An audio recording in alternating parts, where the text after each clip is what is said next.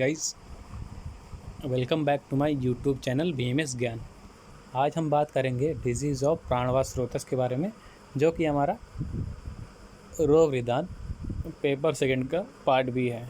ठीक है, तो उसमें हम आज देखेंगे राजक्षमा के बारे में, मतलब इसको जो मॉडर्न में कहते हैं हम ट्यूबरक्लोसिस के बारे में। ठीक है, इसके पहले हमने कास रोग मतलब कफ, श्वास रोग डिस्पोनिया या जिसको हम अस्थमा कहते हैं, और हिक्का रोग मतलब हिकअप, इन तीनों टॉपिक्स की वीडियो चैनल पे डाल दिया है। अगर आपने इन तीनों टॉपिक्स की वीडियो नहीं देखी तो आप हमारे चैनल पे जाके डिजीज़ ऑफ प्राणवायु स्रोतस की प्लेलिस्ट ओपन करके इन तीनों टॉपिक्स की वीडियो देख सकते हैं। अगर आपको इन तीनों टॉपिक्स में कोई भी डाउट होगा तो आप कमेंट बॉक्स में कमेंट करके अपना डाउट क्लियर कर लीजिएगा। ठीक है, तो चलिए स्टार्ट करते हैं आज का टॉपिक, राजक्षमा या ट्यूबरक्लोसिस। राजक्षमा या इसको हम मॉडर्न में जो कहते हैं ट्यूबरक्लोसिस। ठीक है, तो इसको ट्यूबरक्लोसिस को हम पहले जान लेते हैं, इसका इंट्रोडक्शन देख लेते हैं क्या होता है ये। तो जो राजक्षमा होता है उसका जो शाब्दिक अर्थ है उसका ये अर्थ है कि राजा का रोग इसको कहते हैं। तो राजक्षमा का जो अर्थ हुआ वो राजा का रोग हुआ। ठीक है, इसको राजा का रोग इसलिए कहते हैं क्योंकि ये सर्वप्रथम मतलब सबसे पहले यह रोग मतलब राजक्षमा नक्षत्रों के राजा चंद्रमा को हुआ था, इसलिए इसे हम राजक्षमा कहते हैं।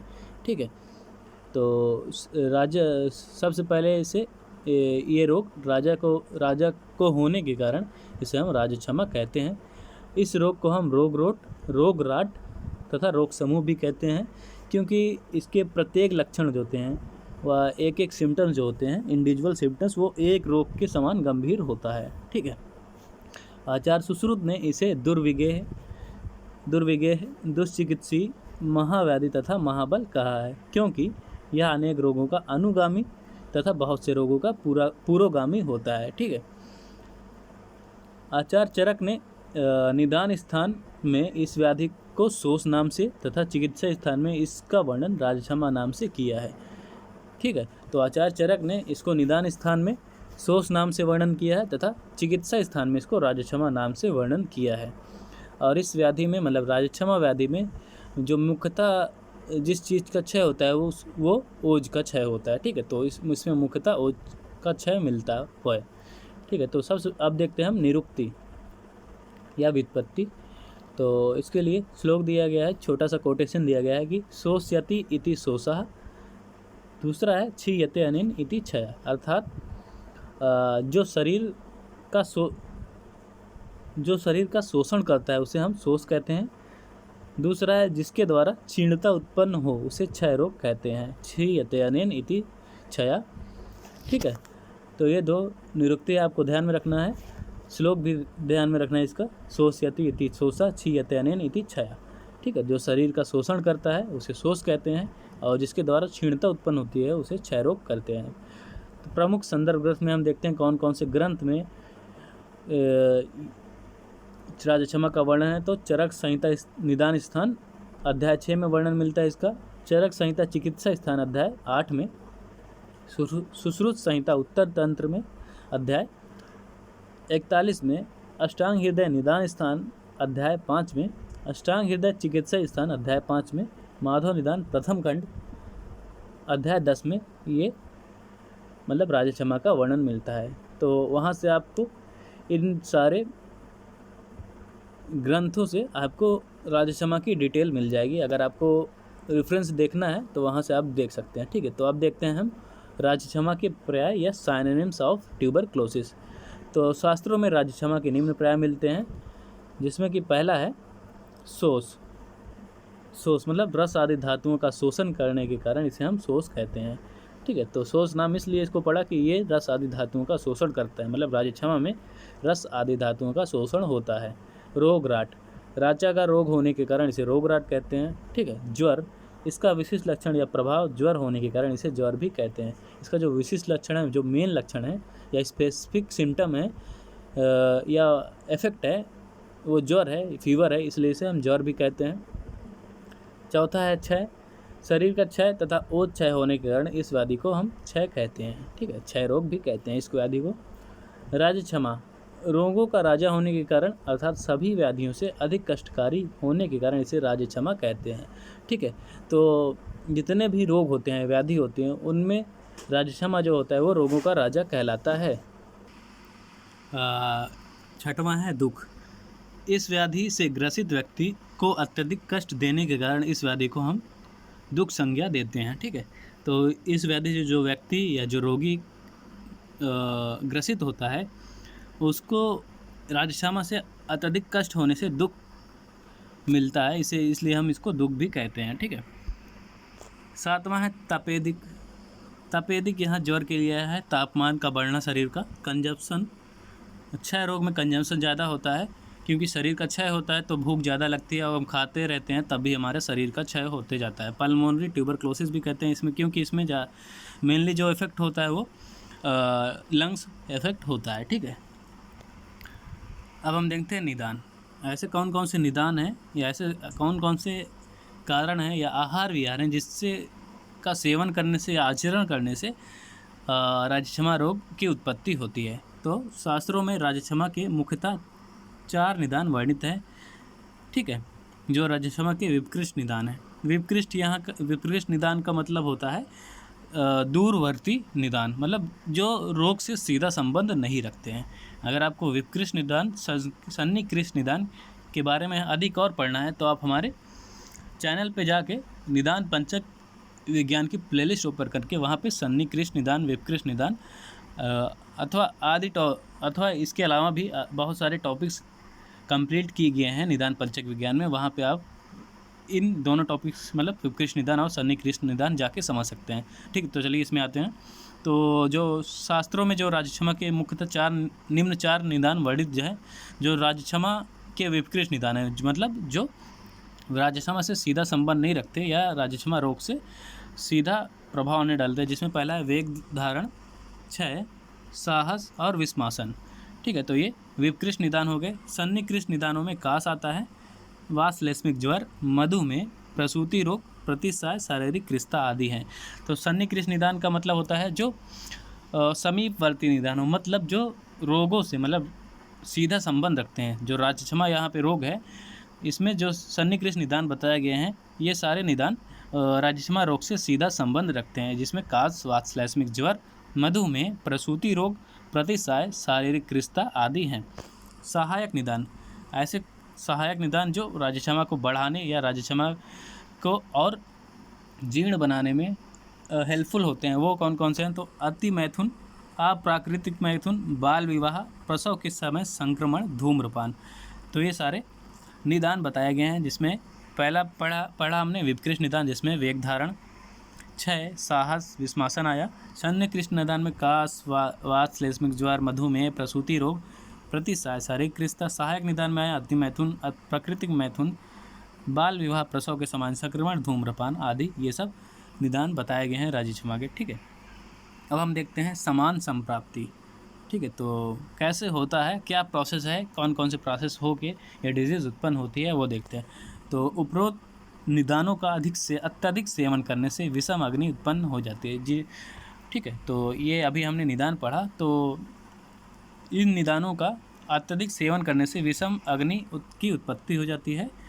फलस्वरूप धातुओं का उचित परिपाक नहीं हो पाता। ठीक है, जिसके फलस्वरूप धातु जो होते हैं उनका उचित परिपाक नहीं हो पाता, मतलब जो धातुएं होती हैं, जैसे रस धातु बन रही है वो रक्त धातु में कन्वर्ट नहीं हो पाती या मांस धातु में कन्वर्ट नहीं हो पाती। तो यही है जो धातुओं का उचित परिपाक नहीं हो पाता, अतः इसके मलभूत कफ की वृद्धि हो जाती है। ठीक है, तो मलभूत जब धातुओं का उचित रूप से परिपाक नहीं हो पाता तो इसका जो मलभूत कफ की वृद्धि हो जाती है, मतलब मल रूप में कफ बढ़ जाता है और वृद्ध कफ द्वारा मार्ग अवरोध हो जाने के कारण वात का प्रकोप होता है।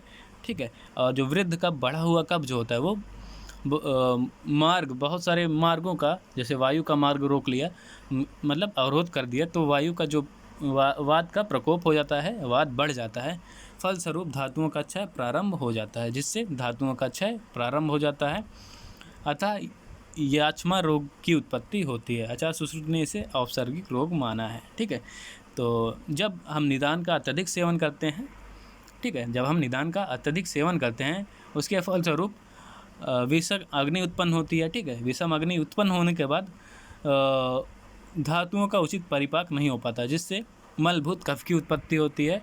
और कफ की उत्पत्ति ज़्यादा होने के कारण कफ वृद्ध हो जाता है या शरीर में कफ की वृद्धि हो जाती है, जिससे वृद्ध कफ, बढ़ा हुआ कफ जो होता है वो मार्ग अवरोध करता है, जिसके कारण वात का प्रकोप हो जाता है। ठीक है, तो अगर हवा पास नहीं हो पा रही, मतलब वायु एक जगह से दूसरी जगह नहीं जा पा रही है, तो वो एक जगह इकट्ठी होकर उसका प्रकोप, मतलब वो वृद्धि कर जाती है, जिससे वो अपने आसपास की धातुओं का क्षय करने लगती है। ठीक है, ठीक है, और इससे ही राजक्षमा की उत्पत्ति होती है। अजा सूचने से आपसार्विक दोष रोग माना है। संप्राप्ति चक्र देख लेते हैं, तो यहाँ निदानों का अतिसेवन, विपकृष्ट निदान प्लस सन्निकृष्ट निदान प्लस उपसर्ग, मतलब संक्रमण, वेग अवरोध इसमें बताया गया था, जैसे अभी देखा निदान में क्षय, साहस, विषमासन। ठीक है, इससे जो होता है वो क्षय रोग उत्पन्न होता है और राजक्षमा की उत्पत्ति होती है। संक्रमण से भी क्षय रोग उत्पन्न होता है, जिससे राजक्षमा की उत्पत्ति होती है। ठीक है,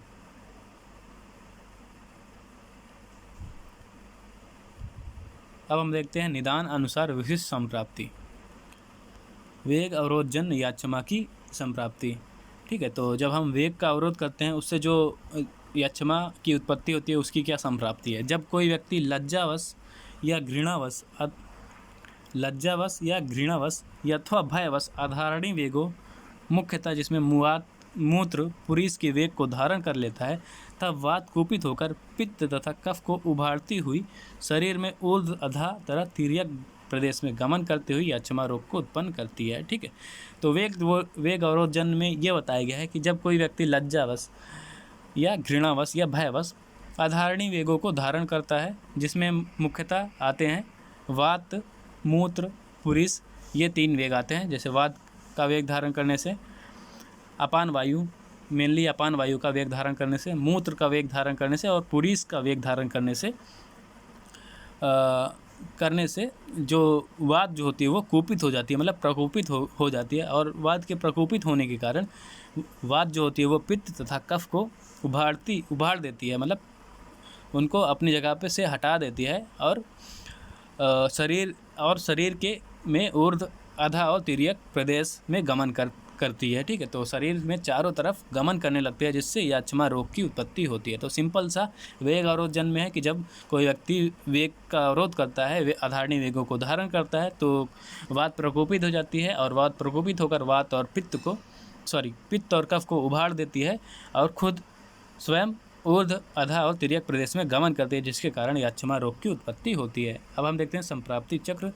वेग संधारण करते हैं, मतलब वेग अवरोध, विषम अग्नि हुई, वात सहित त्रिदोष प्रकोप, 3 दोष का प्रकोप हो गया, स्रोतस अवरोध हो गया, स्रोतस अवरोध जिससे धातु क्षय हुआ, धातु क्षय होने के बाद शोष इमासिएशन, मतलब दुर्बलता और राजक्षमा की उत्पत्ति हो गई। अब हम देखते हैं क्षय जन्य राजक्षमा की संप्राप्ति। ईर्ष्या, उत्कंठा, भय, त्रास, क्रोध, शोक आदि के द्वारा जिन व्यक्तियों का शरीर अतिकृष्ट हो गया है, ठीक है, तो ऐसे व्यक्ति जो ईर्ष्या, भय, त्रास, डरने से, क्रोध से, शोक से जिनका शरीर जो होता है वो अतिकृष्ट हो जाए, बहुत दुर्बल हो गया, बहुत पतला हो गया है, उन व्यक्तियों में, तथा जो व्यक्ति अत्यधिक मैथुन या उपवास करते हैं, उनके शुक्र तथा ओज की हानि हो जाती है। ठीक है, तो ऐसे व्यक्ति जो अति व्यय करते हैं या उपवास करते हैं, उनमें शुक्र और ओज की हानि हो जाती है, जिसके कारण वात का प्रकोप हो जाता है तथा प्रकोपित वायु कफ पित्त को उभाड़कर शरीर प्रदेश में गमन करती हुई याक्षमा रोग को उत्पन्न करती है। ठीक है, तो सिंपल सा क्षय जन्य राजक्षमा की संप्राप्ति में हमको याद रखना है कि जब कोई व्यक्ति अत्यधिक ईर्ष्या, क्रोध, डरता है, शोक करता है, तो उसका शरीर जो होता है वो अतिकृष्ट हो जाता है, मतलब वो बहुत ज़्यादा पतला हो जाता है, या अति व्यय मतलब अत्यधिक मैथुन करने से या उपवास करने से उसका शुक्र और ओज की हानि हो जाती है, जिससे वात का प्रकोप हो जाता है या वात प्रकोपित हो जाता है और प्रकोपित वायु या वात कफ और पित्त को उभाड़कर शरीर प्रदेश में या संपूर्ण शरीर में गमन करती है, जिससे याक्षमा रोग की उत्पत्ति होती है। ठीक है, आयुर्वेद में क्षय की उत्पत्ति 2 प्रकार से वर्णित की गई है। पहला है अनुलोम क्षय, दूसरा है प्रतिलोम क्षय। सबसे पहले देखते हैं अनुलोम क्षय क्या होता है।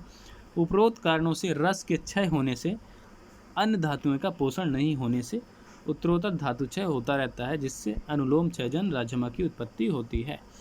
ठीक है, तो ये जो उपरोक्त कारण बताए गए, ईर्ष्या, उत्कंठा, भय, अति व्यय, उपवास, तो इन कारणों से रस का क्षय होता है, मतलब रस धातु का क्षय होता है, जिससे उसके उत्तरोत्तर धातुओं का पोषण नहीं हो पाता, या उत्तरोत्तर धातुएं नहीं बन पाती, मतलब रक्त धातु नहीं बन पाती, या उसके अलावा मांस धातु भी नहीं बन पाती, जिसे हम अनुलोम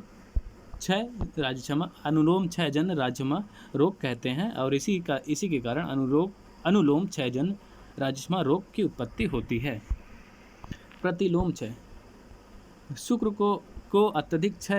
का अत्यधिक क्षय होने से वात प्रकोप होकर पूर्ववर्ती धातु का क्षय होता है।